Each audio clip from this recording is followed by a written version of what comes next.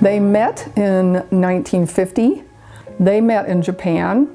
The way I remember her telling it, he was coming out of the officers club and she was sitting on the grass with her friend or whatever, and they just struck up a conversation. He asked her to a Halloween party. So my mother, she made her costume out of the funny papers. And she made a skirt and like a top and then a hat that said hot news. And that was their first date, was to a Halloween party. And they got married in 1952, I believe. And they eloped because my mother, she was 30. My father was 28. He was Methodist and he was from the Deep South, Mississippi. So he had a Yankee and a rebel. And that's how they got together. Well, she used to say that my father was an honorable man, and that's because most of these pilots had a woman in every port, whether they were married or not, and my father was true blue to her. You know, she always told him, you can go out for all the appetizers you want, as long as you come home to the main course. And that's what he did. He might go out and dance or drink, but he always came home to her, and she always trusted him, so it was a pretty strong love and trust that they had. My mother had 5 children and 6 miscarriages. Yes, the first one she miscarried because they went on a road trip down to Mississippi and she lost that baby. But then the rest of us were born. She was pregnant when my father died and she lost the last one. So they always wanted 6 kids. And so we had 5, Janice, Joan, Jack, Jim, and Joe. She had 6 miscarriages? Yes. And 5 kids? Yes. And she didn't get married till she was 30. So, yeah. Well, we were all so happy back then. That's what I remember growing up. And we lived in Germany, where I was born, for 3 years. And we moved to South Carolina for 3 more years, and back to Germany for 3 years before we came back to Kansas. And, my dad was gone 6 months out of the year. And so my mother was working as a court reporter and legal secretary, and so she had to hire a maid. Now I know they're called caretakers now, but back then it was a maid. And but anyway, I can remember when we were 6, my father bought a German house in a little German town because we couldn't get housing on the air base. So they just loved him for that. And he bought this house, so all the neighbors, they couldn't hardly speak any English, but they just thought that was something else. My father used to take us to a guest house up the street, and there was an old man there named Herr Joseph. He was in his 80s, and he walked with a cane, but it's like he went there all the time, and he sat out in front of this guest house. Well, he took a shine to my youngest brother, who was named Joseph, and he was a year old, so I had a picture once of all of us, and Jojo, my brother, sitting on Herr Joseph's lap and in front of this guest house. And my father would take us there because he was so proud of us, and he'd be drinking a beer with the townsfolk, and I remember we would play the jukebox, and on it was Itsy Bitsy Teeny Weeny Yellow Polka Dot Bikini, and that was my favorite. We gotta play that, we gotta play that. And but anyway, I went back to Germany 20 years later. I was 26, and I departed my tour I was on, and I thought, I'm going to go find that house we used to live in. I had no idea where it was. All I knew was there was a railroad tracks behind our house. And so I started walking along, and I saw the railroad tracks over there, and I thought, okay, well maybe, all of a sudden I saw this street. It kind of looked familiar, and I Went down, and sure enough, there's the house I lived in.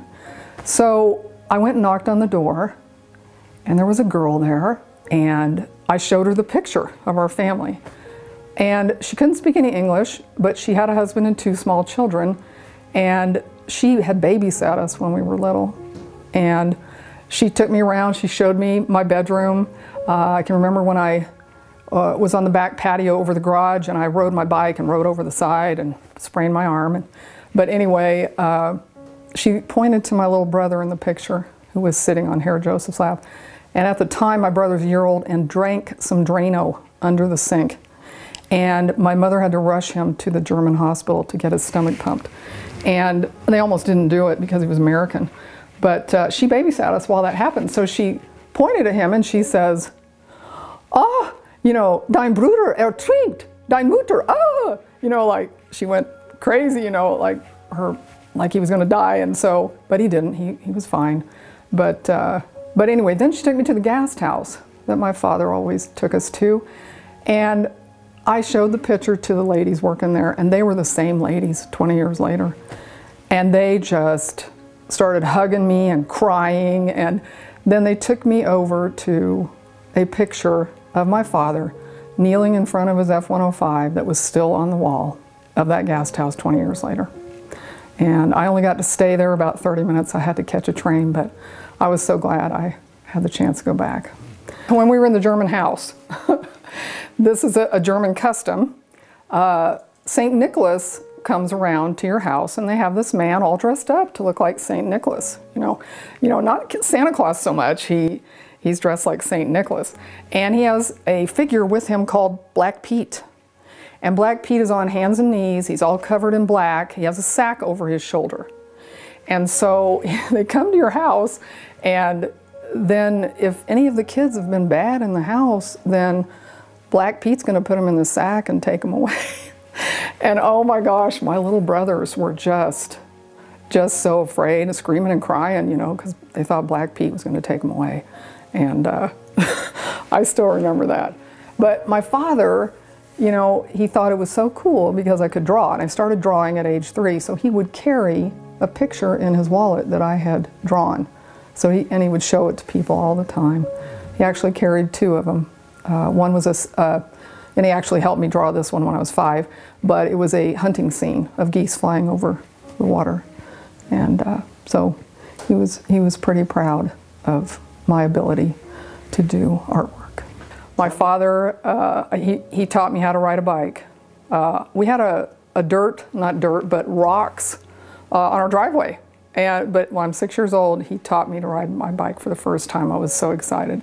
And you know, he wasn't home that much, but when he was, you know, we were all just, it was just a happy time. And I can remember watching Perry Mason with my father. He loved to watch that. He liked Wile E. Coyote cartoons and Roadrunner. And sometimes he would say, because he was from the South, you know, "Give me some sugar." And so he would, you know, take our tummy and rub his 5 o'clock shadow on our tummies, and we would just howl, you know, laughing. It tickled us so much. And, but just had a lot of good memories growing up.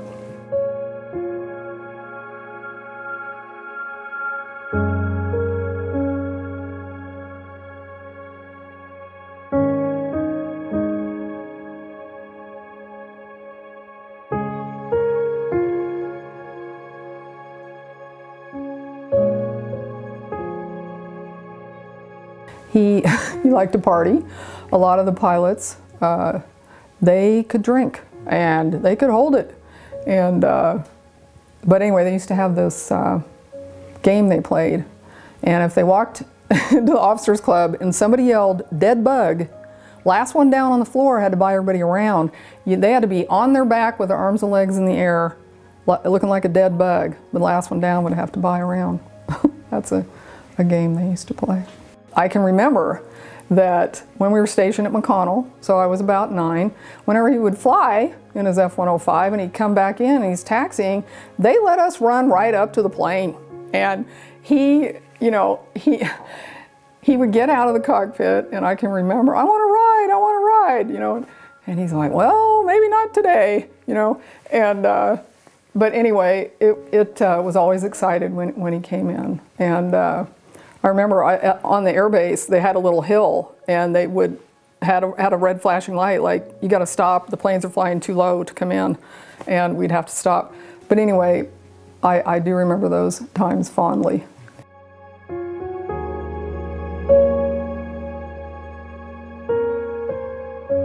He began, I think he joined the Navy when he was 19, I believe, and he was in for 2 years. Then he joined the Air Force for 20 years, and he was an officer. And he served in 3 wars, World War II, Korea, and Vietnam. So a total of 22 years. He always told my mother he'd get out after 20, but didn't quite make it. And when we were young, and we got stationed in Kansas, we would go to the officers club pool every day, almost, in the summer. And the mothers would hang out and chit-chat and support each other, and the kids would play and swim and have a great time. And I can remember that my father was the first to die, and a couple months later, it'd be someone else's. A couple months later, it was someone else. Pretty soon, there were no fathers left. All of the fathers kept dying of the kids who we swam with at the officers club pool. You know, it was almost like it was just accepted, and if you were suffering, you did it in silence, and you never really talked about it. You just went on. And that's, I'm talking in the span of, you know, from 64, and he died in 65, 66, about 2 years. They were all gone. And it, you know, it was just, most of the mothers left and went back where they were from. She built her house in Derby after my father died. She always wanted a house, because we moved every year for 10 years until he died. So she loved that house, and it was like a tribute to my father. So we kept her in the house. But how it affected her death, I can remember her being on her deathbed, and she would say, "Fati, Fati, how could you leave me like this?" And so.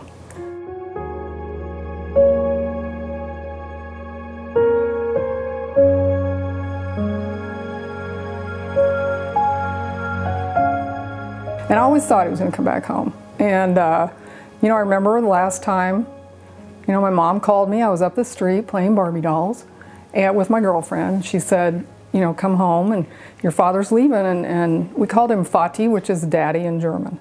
And I said, Mom, I'm playing Barbie dolls. You know, I thought he's coming back. You know, no, you need to come home. I said, okay. So I ran up the street, you know, hugged my dad goodbye, watched him drive away. Went back. I thought, he's coming back. He always comes back. Went back to playing Barbie dolls.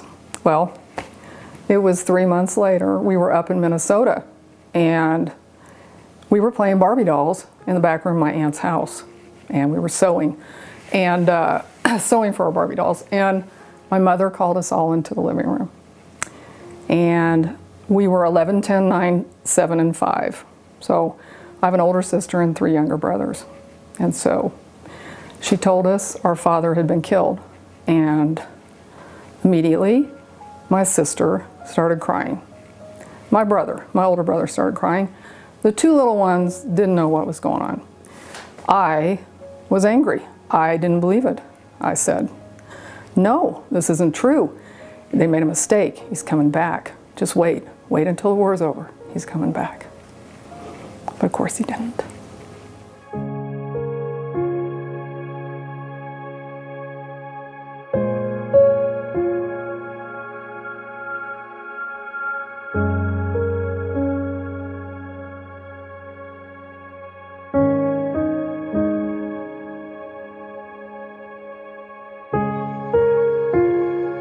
After that, you know, even though I wanted to believe he was going to come back, every time I thought of him, I would start crying. For 10 years that went on. And then, you know, of course, he didn't come back when the war was over. And so, for some reason, I all of a sudden stopped one day. But I feel like it took 10 years for me to get over it, you know. And maybe I never really have, because I became very rebellious when I was young. And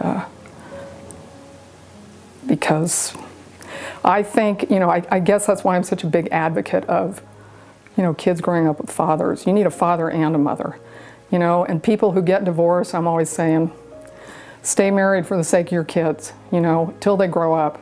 Because when God gives you children, He wants you to be the best parent you can be. That is your purpose in life. And you can't do it every other weekend. And that's my feeling.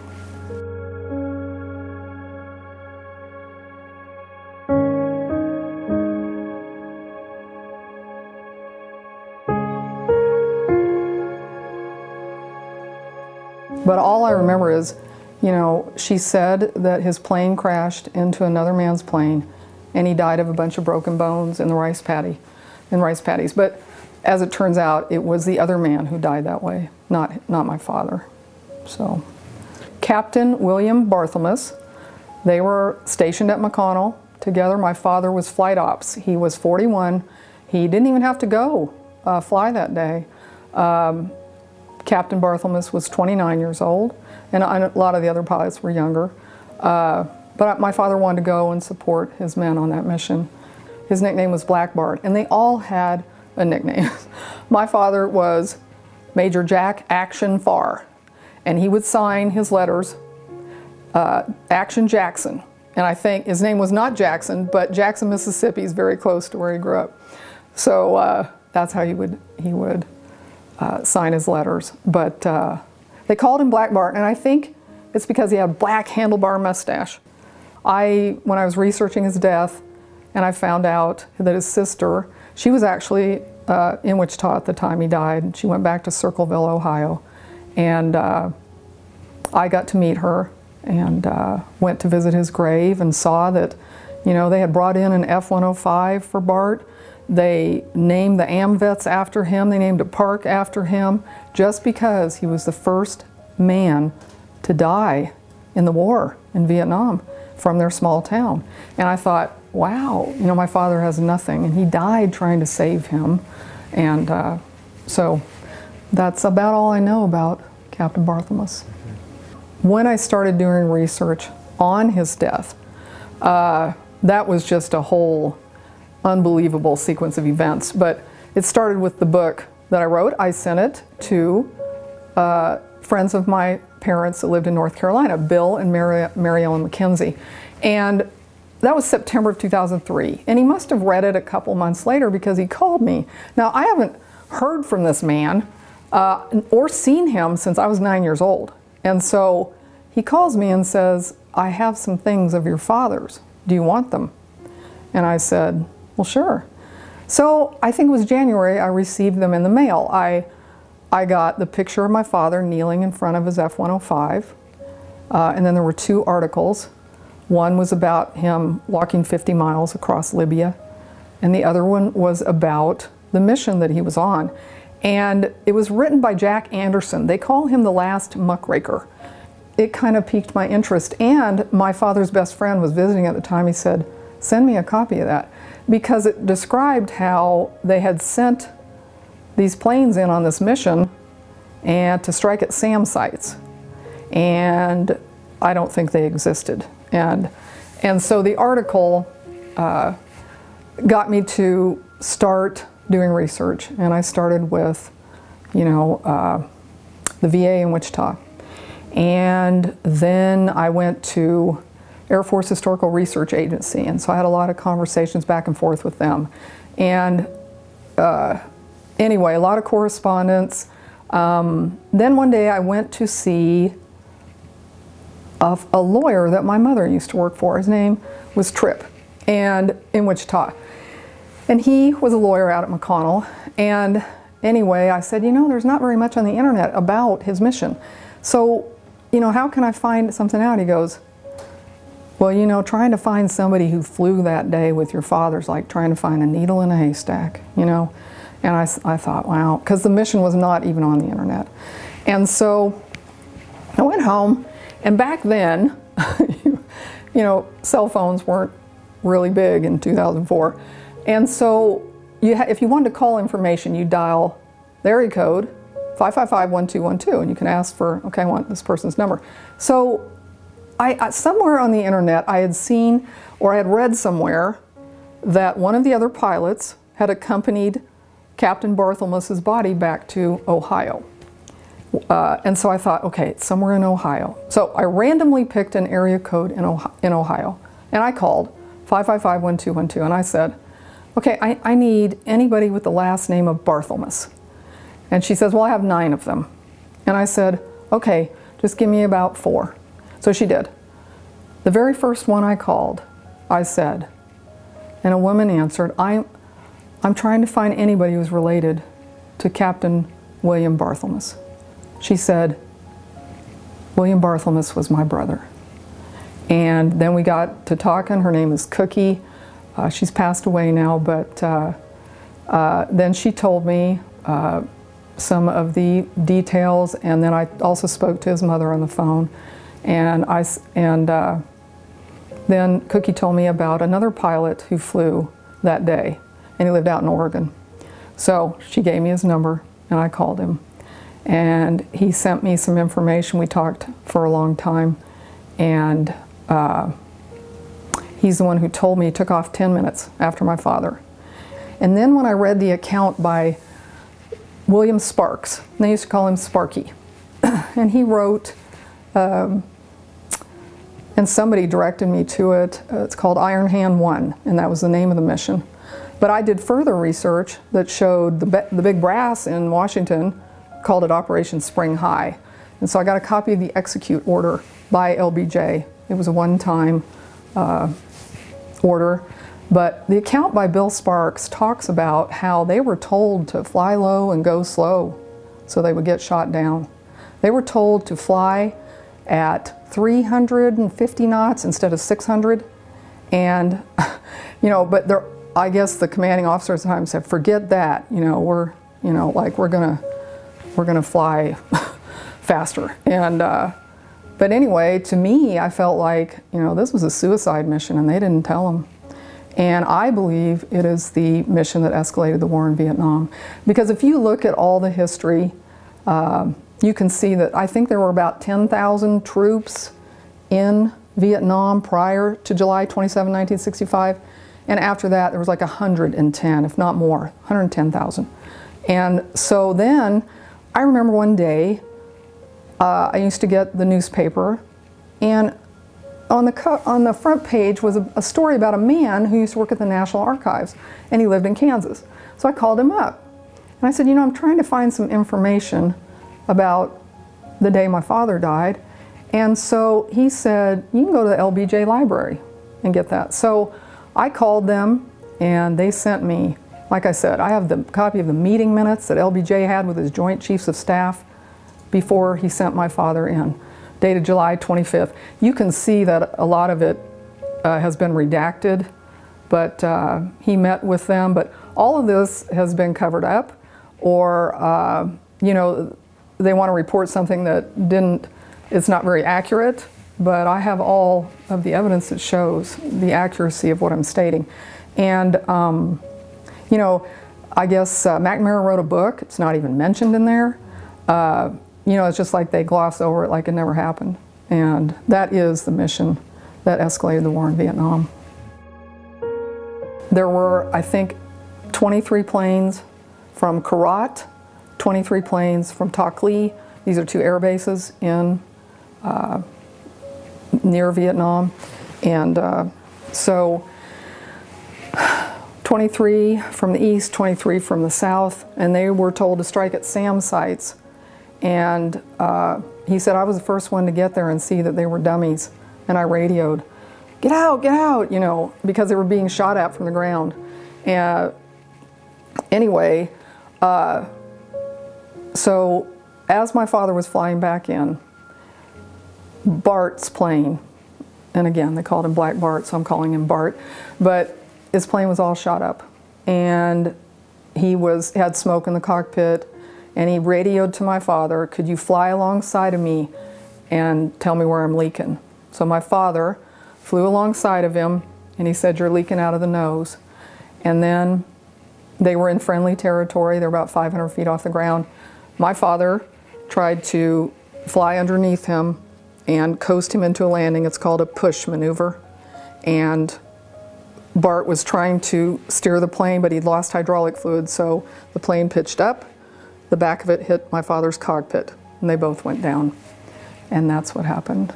But I didn't, like I said, I didn't know all these details until, it was probably about 2005, 2006.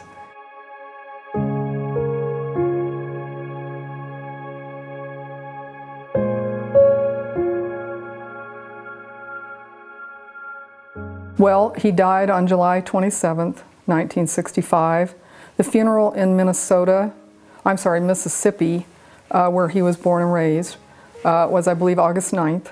And I remember there were so many flowers. My aunt lived in a big house that looked like Tara in Gone with the Wind. And in the front room, in the parlor, was my father's casket and all the displays of flowers. And I love flowers, and so I'll never get that picture out of my mind. But I can remember standing beside the casket, and my mother came walking in, and she says, "You want to open it, don't you?" And I said, "Yeah, I want to see him one more time." And she said, "Well, maybe we better not." And then I remember the funeral. My Uncle Ted sat to my right, and I was crying, and he put his hand on my leg just to steady me and, let me know he's there. And then we all proceeded to the cemetery. They took all the flowers that they could and put all the big displays out there. And there was a 21-gun salute, and there was a flyover. And I can't believe my grandmother filmed all that, and so I'm very grateful for my cousin putting that all together so that we can have that footage. So, my mother always said that my father, at least he died doing what he loved best. And that always reminds me of the Bible verse that says, "Greater love hath no man than this, that he lay down his life for his friends." You're going to let these people die in vain, and this should be a recognition for all of the forgotten heroes, and so that's why I think, they need to award this Medal of Honor. It's very important. Very few medals were given to men and women who died in Vietnam, and so I'll keep pursuing it. There's a shopping list, there's a checklist of everything you have to get the Medal of Honor, okay? And you have to fill all the squares, and I did. I mean, I worked sometimes with these congressmen, but they wouldn't give me any real information. They were just pretending to help me. And that's the way it turned out. And then, but I filled every square, and there was one that said, you need a Medal of Honor award recommendation letter from his commanding officer. Well, I managed, I don't know how, to find this man, 92 years old, living in Albuquerque, New Mexico, and Edward McGough. I think he was Colonel McGough, because I remember my mother always talking about him, and nice man, I remember him. And anyway, so I got in touch with his son-in-law and daughter, and the son-in-law was really trying to help me get the award recommendation letter so he could sign it, because he was very elderly and they were going to have to take him to the bank to get it signed in front of a notary and all this. And but he didn't really remember everything at first, until I sent him a picture of him awarding one of my father's medals to my younger brother. And then it jogged his memory, and then I showed him a picture of our family in 1960. He remembered. So he signed it. Yeah, very definitely my father deserved the award. Well, I've had a lot of mail tampering, and that letter, after he signed it, never got to my house. Yeah. So, and if you're not aware, congressmen and senators, they don't have to use stamps when they send you. Yeah. So I thought somebody's tampering, and so he had to sign it again. He had to take him and go get him and sign it again at the bank. That one finally came. I didn't care if we were sending it certified return receipt or whatever. It was like, why can't we get this letter? And we finally did get it, and all of the squares were filled, and he should be granted it. I remember working with some group. I said, can you find out what is the matter? Why are they not, you know, granting it? And one, this was years ago, said, I don't know, but they have written on it, do not process. Yeah. So, and that's why I'm saying, if it was a secret mission used to escalate the war in Vietnam, they're still trying to cover it. Why not get it out there? It's history. The story needs to be told. And, you know, my father and Bart should not have died in vain. And so I'm going to keep fighting and hope that he will receive it like he should. Well, that is Colonel McGough, and there was an award presentation of the medals. And I remember my mother saying, okay, you know, we had to get dressed up, and my father loved blue, so my sister and I are wearing our blue dresses, and my brothers had to dress up, and we were going to go get these medals. And they were going to present one to my sister and one to my brother Jack and one to my brother Jimbo. And I said, but Mom, you know, where's my, I want one, you know. Well, Joni, you know, there's one other medal he should have gotten. But, and so isn't it ironic that years later I would figure out that that's the one and then pursue it. So I'm just picking up where she left off. And so anyway, we went to the ceremony, and so that picture was taken of Colonel McGough presenting a medal to my younger brother.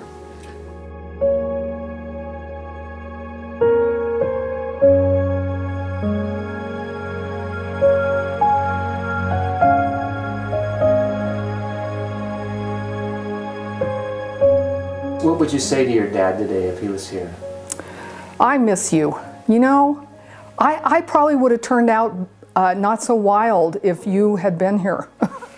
You know, that's what I'd tell him. I needed you. You know, you used to spank me, and I needed that.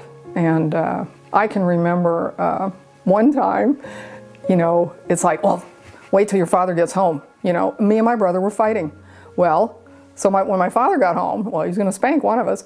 Well, he was supposed to spank my brother, and he accidentally spanked me. And so I sat on the edge of my bed, and I cried and cried. I really wanted to make him feel bad, you know. So he comes in, and he did feel bad, and he apologized, and he sat next to me, and he taught me my multiplication tables. And I learned every one of those, and a couple years later, I remember I was in 7th or 8th grade, we had to write down, we're doing a time test, all the multiplication tables, you know, 0 all the way up to 12, and raise your hand when you're done. I was the first one done, long before anyone else. So that stuck in my memory, you know, about him. So how do you remember your dad today? Well, he's my hero. I mean, and, you know, I think that, you know, as hard as I've been trying to get him the Medal of Honor, I feel like, you know, God sent him on a false mission, but it sent me on a mission of truth to find out how he died. Tell me about the pride you feel as a daughter of a veteran like that. Well, I can tell you that even when I was little, you know, I was always so proud. And I remember when I was 5 years old, standing around the flagpole, you know, we'd say the Pledge of Allegiance, and I was always waiting for the banana popsicle. But I always thought, you know, we stood there, and I used to think about my dad. I thought, I'm so proud, you know, of my father, because, you know, he's a pilot, and he's, you know, that is so cool. And like I said, we always looked forward to him coming home. And those are just great memories. This is a question I ask all the veterans I interview, so feel good about this. But what does the American flag mean and represent to you? You know, again, I'll go back to when I stood around the flag when I was 5 years old, saying the Pledge of Allegiance. And that was just always, that's how we started our morning in kindergarten in South Carolina.